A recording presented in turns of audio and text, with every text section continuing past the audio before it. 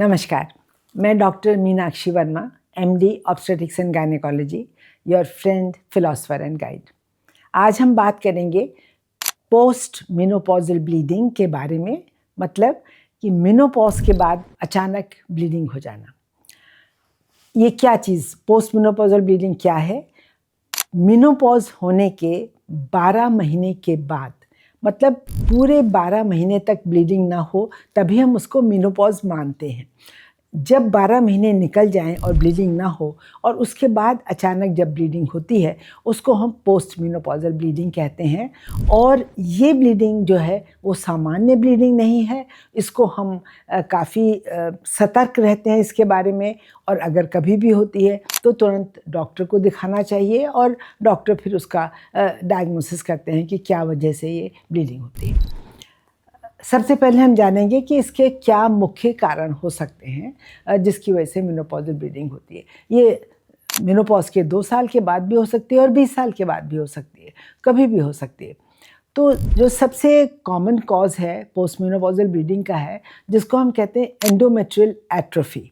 इसका मतलब ये है कि जो यूट्रस के जो अंदर की लेयर है, सबसे अंदर की लाइनिंग है, वो धीरे धीरे क्योंकि हार्मोन्स ख़त्म हो गए हैं, ईस्ट्रोजन हार्मोन बिल्कुल नहीं है, तो पतली होती जाती है, सूख सी जाती है वो, और कभी कभी वो क्रैक हो जाती है। जब वो क्रैक हो जाती है तो थोड़ी थोड़ी ब्लीडिंग जो है उसमें से हो सकती है। दूसरा कारण होता है एंडोमेट्रियल हाइपरप्लेजिया। इसका मतलब ये है कि जो अंदर की लाइनिंग है वो काफ़ी मोटी और थिक हो गई है, कहीं से, चाहे ओवरी से या कहीं से, ईस्ट्रोजन का सोर्स जो है वो ज़्यादा आ रहा है, ज़्यादा ईस्ट्रोजन मिल रहा है और वो बहुत मोटी हो गई है, और उस जब ज़्यादा मोटी हो जाती है वो टूट के फिर गिरती है और ब्लीडिंग शुरू होती है, और कभी कभी ब्लीडिंग बहुत हेवी हो सकती है। तीसरा कारण है एंडोमेट्रियल कैंसर, जिसके लिए सब डॉक्टर्स जो है वो डरते हैं पोस्ट मेनोपॉजल ब्लीडिंग का नाम सुनते ही। तो जो पोस्ट मेनोपॉजल ब्लीडिंग के 10% केसेस जो हैं वो निकलते हैं एंडोमेट्रियल कैंसर के। इसीलिए जो बाकी 90% हैं उनको भी उन जांचों के दौरान से गुजरना चाहिए, जिससे कि ये हम पूरी तरह से असर्टेन कर सकें कि आपकी जो ब्लीडिंग है वो आपको नुकसान तो नहीं पहुंचाने वाली, ये कैंसर तो नहीं डेवलप हो रहा है।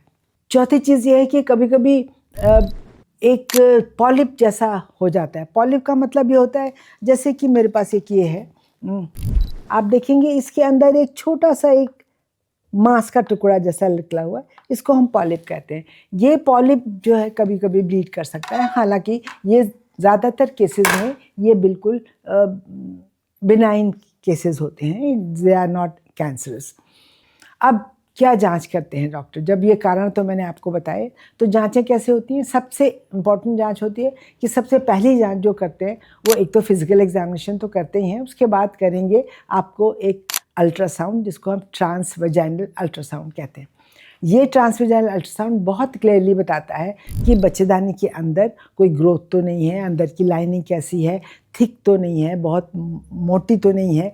अगर 4 मिलीमीटर से कम है लाइनिंग अंदर की, तो फिर हम ये मानते हैं कि शायद इसमें कैंसर डेवलप होने का चांस नहीं है और ये बिनाइन चीज़ है। फर्दर इन्वेस्टिगेशन क्या है?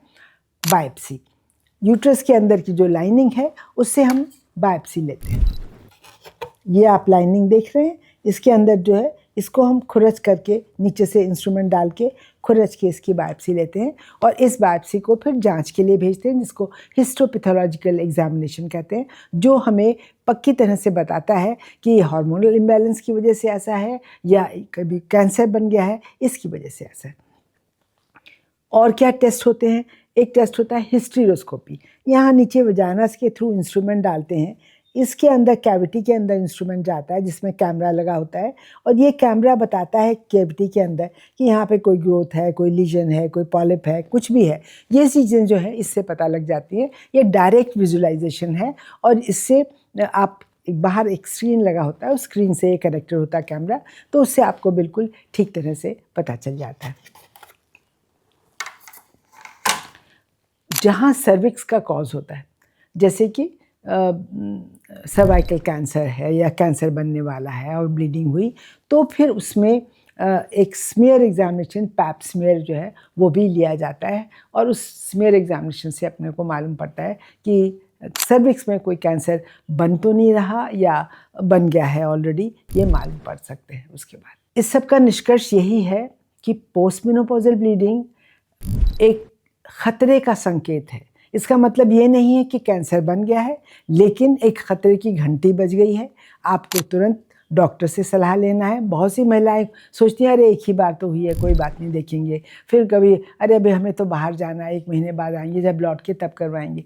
ऐसा टाल के उसको नहीं करना चाहिए, क्योंकि उससे कभी कभी बहुत गंभीर परिणाम हो सकते हैं। मुझे उम्मीद है कि आपको ये इन्फॉर्मेशन अच्छी लगी होगी। अगले हफ्ते फिर मिलेंगे एक नए टॉपिक के साथ। तब तक के लिए नमस्कार।